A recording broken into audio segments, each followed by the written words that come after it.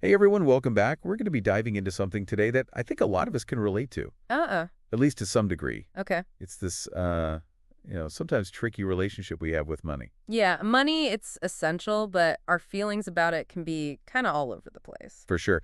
And for this deep dive, you shared a Reddit post from a 26-year-old, and on the surface, Okay. they seem to be doing incredibly well financially. They've already saved $60,000. Wow. They landed a new job, $90,000 salary, Nice. and they've even acted in the stock market. So it sounds like the picture of financial success. Right. But what makes this so interesting is they're reaching out to this community because they're not happy. They're actually struggling with the emotional side of money. Yeah. Even simple things like a $7 appetizer with friends. Right.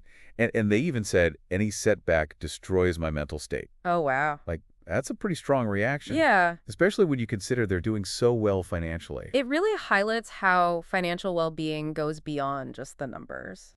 You might be hitting those financial milestones, but something deeper is going on. Right. Feeling trapped by their own saving habits. Yeah, and this is where things get even more interesting. Okay. They mentioned feeling devastated by a $2,000 loss in the stock market, even though they were able to make it back through overtime. Hmm. It just seems like a relatively small setback. Right. And that intensity of emotion is a clue. Okay? A commenter pointed out that the poster is heavily into options trading, Uh-oh. which can be significantly riskier Okay. than long-term investing. So this raises the question, Yeah. is there a potential gambling element mixed in with their investing activities? And that's exactly what some other commenters picked up on, Yeah. suggesting that this poster might have a gambling addiction Oh, wow. masked it as investing. Interesting. What's remarkable is that the poster had this aha moment reading those comments. Huh. They even admitted to potentially having a problem and are considering moving their funds to a recurring investment account and deleting Robinhood. That's huge. Talk about self-awareness. Right. That's a big first step towards building a healthy relationship with money. Recognizing a potential problem and being willing to make changes is so important. Absolutely. And it sounds like they're already taking steps in the right direction, shifting away from that potentially impulsive trading environment. Yeah. Yeah. It's encouraging to see that level of self-reflection, but, beyond recognizing the issue, the Reddit community also offered some really great advice Okay. on finding more balance and actually enjoying the benefits of their, financial stability. Yeah, and it seemed like a common thread through a lot of those comments was allocating a specific portion of income for fun and enjoyment. Oh, for sure. It's not about mindlessly spending, Yeah, intentionally carving out space in your budget for things that bring you joy and enhance your life. right. And some people even suggested setting up automatic deposits into a fun fund, I love that idea. almost like tricking yourself into spending a little Yeah. without that mental barrier. It removes the guilt and the decision fatigue that can sometimes come with spending, especially for someone who's so used to prioritizing saving Yeah, above all else. and it's not just about material things either. Right. A lot of the advice centered around finding fulfilling hobbies and activities that act as a form of self-care, things that bring joy and contribute to your overall well-being. That's where we start to see that shift from viewing money as simply a means of accumulating wealth to understanding it as a tool for creating a life you love. Yeah. It's about investing in experiences, relationships, and personal growth. One commenter even suggested the poster buy a Turk bike. Oh, wow. Maybe that's the, That could be like, their key to unlocking a sense of freedom and adventure. it sounds a bit out there, but it speaks to the idea of breaking free from those rigid rules and embracing experiences that bring you a sense of aloofness. And amidst all the, kind of lighthearted suggestions, there was a recurring theme that really stood out. Okay. Therapy. Yeah. Multiple commenters encouraged the poster to seek professional help. It makes sense. It highlights how sometimes our relationship with money is tied to deeper psychological factors Yeah. that we might not even be aware of. Absolutely. Therapy can be so valuable in unpacking those underlying beliefs and developing coping mechanisms for managing financial anxiety. Right. It can help you identify those unhealthy patterns and create a more balanced approach. A lot of the comments really emphasize that money is a tool, Yeah. not the end goal. It's meant to enhance our lives, lives, not control them. That's so important, finding that sweet spot where you're financially responsible, but also allowing yourself to enjoy the present moment without constantly worrying about the future. There was a great analogy comparing long-term investing to the short-term volatility of trading. Okay. Someone suggested that unless the poser's Warren Buffett, Right. they're better off sticking to index funds and letting time work its magic. Yeah, it's classic advice for a reason. Yeah. For most people, trying to time the market or chase those quick profits just leads to more stress. Right. And often worse outcomes. Consistent long-term investing takes the emotion out of it and allows for steady growth over time. Right. It aligns with that idea of automating your finances and removing that temptation to constantly tinker Yeah. and react to every market fluctuation. And speaking of temptation, it sounds like the poster is taking this advice to heart. Yeah. They mention transferring most of their Robinhood funds to a more hands-off recurring investment account, That's great. which is great for limiting impulsive trading. They even admitted that Robinhood was the main culprit. Oh, really? Fueling that constant urge to trade and chase profits, they're even considering deleting the app altogether. Wow. Which I think is a powerful statement. It shows a commitment to breaking free from those unhealthy patterns. For sure. And it speaks to the importance of being mindful of the environments and tools that we use. If something's consistently triggering those negative behaviors, Yeah. it might be time to reevaluate its role in your life. There were also some interesting suggestions about finding alternative outlets for that gambling energy. Okay. Someone mentioned learning to trade options responsibly, while another suggested channeling that competitive spirit into poker or fantasy sports. It's interesting how those suggestions acknowledge that urge to engage in risk-taking and competition, but encourage finding healthier and more controlled ways to express it. Absolutely. It's not about suppressing those urges, but redirecting them towards activities that align with your overall goals and values. Yeah, and it seems like the poster is really receptive to all this feedback, Yeah. engaging with the comments, thanking people for their insights. It's encouraging to see that level of openness Right. and willingness to learn. It's a reminder that we're all works in progress. Totally. No one has this perfect relationship with money.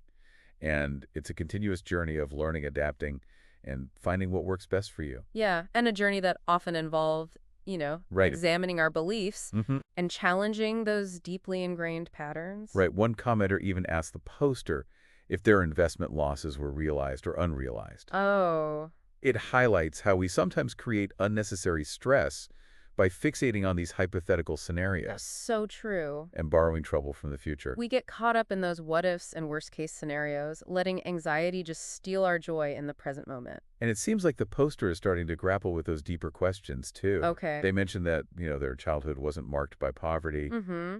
but perhaps there are other experiences that have shaped their current views on money. This brings up the whole field of financial psychology. Yeah. Our early experiences with money, even subtle messages from our families or society, can have a huge impact on our financial behaviors as adults. It's like we develop these unconscious scripts about money that drive our actions without us even realizing it. And those scripts can be powerful, For example, if you grew up with scarcity, you might be prone to hoarding money even when you have plenty. Right. Or if you saw your parents constantly stressed about finances, you might carry that anxiety into adulthood. It highlights why self-awareness is so crucial. We need to examine those underlying beliefs and challenge any negative messages that might be holding us back Yeah. from having a healthier relationship with money. And that's where therapy can be so valuable. A therapist can help you unpack those beliefs and develop coping mechanisms Right. for managing that financial anxiety. It's about recognizing that sometimes we need professional guidance Yeah. to navigate those complexities of our relationship with money. It's not a sign of weakness, it's a sign of strength and a commitment to personal growth. For sure. And, it's interesting how the conversation in these comments evolved. It started with very specific advice about budgeting and investing, but then it shifted to these bigger questions about values, life purpose, and finding happiness. Yeah, it's like the community organically recognized that this wasn't just about financial strategies. Right. It was about addressing a deeper emotional need. Exactly. And it's beautiful to see how supportive and empathetic everyone was. Yeah. Sharing their own experiences, offering encouragement, reminding the poster that they're not alone. It speaks to the power of human connection and the importance of finding community, especially when facing challenges. For sure. Knowing that others have walked a similar path and come out the other side can be so reassuring. Right. And ultimately, it seems like the poster is walking away with a renewed sense of hope Yeah. and a plan for moving forward. That's great. They're committed to making changes, seeking help, and creating a life where money serves them, not the other way around. It's a powerful reminder that no matter where you are in your financial journey, there's always room for growth and transformation. And that finding balance is a continuous process. Yeah. It's not about achieving some perfect state of financial zen, but about constantly recalibrating and adjusting as our needs and priorities evolve. So as we wrap up this deep dive, it's worth asking ourselves, Yeah. if money is a tool for building a life, we enjoy what brings us genuine happiness. Right? And how can we use our resources to support that? It's such a great question to ponder. It challenges us to look beyond the numbers and connect with our deeper values. Right. Are we using our money in a way that aligns with what truly matters? Mm-hmm. Are we allowing ourselves to experience joy and fulfillment? Yeah. Or are we letting fear and scarcity dictate our choices? It's a reminder to check in with ourselves and make sure that our financial behaviors are serving us, not holding us back from living a rich and meaningful life. Beautifully said. It's a reminder that true wealth lies in living a life aligned with our values and finding joy in the present moment. Yeah, it's so easy to get caught up in just, that pursuit of financial security. Yeah. That we forget to actually, live. Right. And enjoy the present. Totally. We delay gratification thinking, okay, once I reach this financial milestone, then I can finally relax. Right. But that can keep us in a cycle of just constantly striving and never fully experiencing the benefits. There was a comment in that thread that really drove this point home. Oh, yeah. Someone shared this story about their grandfather, Okay. who was told that he could live 4 more years if he ate healthy, Okay. but only 8 months if he didn't. Oh, wow. That's tough. What did he choose? He tried eating healthy for a day, Uh-huh. decided he'd rather die happy, and went back to enjoying life on his own terms. I love that. It's a little extreme. But Yeah. it speaks to that idea that life is short. Yeah. And sometimes it's okay to prioritize happiness and experiences over strict adherence to rules or goals. For sure, we have a choice. We can choose to live in fear and scarcity, constantly worried about the future, or we can choose to embrace the present moment and savor the things that bring us joy. And a lot of the advice in that Reddit thread was centered around finding that balance, being financially responsible, Right. while also allowing yourself to enjoy the fruits of your labor. Practical tips, setting a budget for fun money, Right. automating those savings, even creating a separate account just for guilt-free spending. It's about breaking down those mental barriers that we create around spending, especially for those who are, naturally inclined to save aggressively. Exactly. And if we connect this back to the original poster's anxiety Yeah. around stock market fluctuations, Uh-huh. there's a consistent message focus on long-term investing Yes. rather than short-term trading. Less exciting. Right. But it generally leads to Less stress. way more stability and less stress. So many people advised sticking to index funds or a buy and hold approach Yeah. instead of, trying to time the market Right. or chase quick profits. It takes the emotion out of it. One commenter put it perfectly. Okay. You'd have the same number of stocks today as you did Friday, Okay. even though the market was down. Right. Selling those stocks now would be stupid. Uh-huh. And since you aren't stupid, you aren't going to sell those stocks. Love it.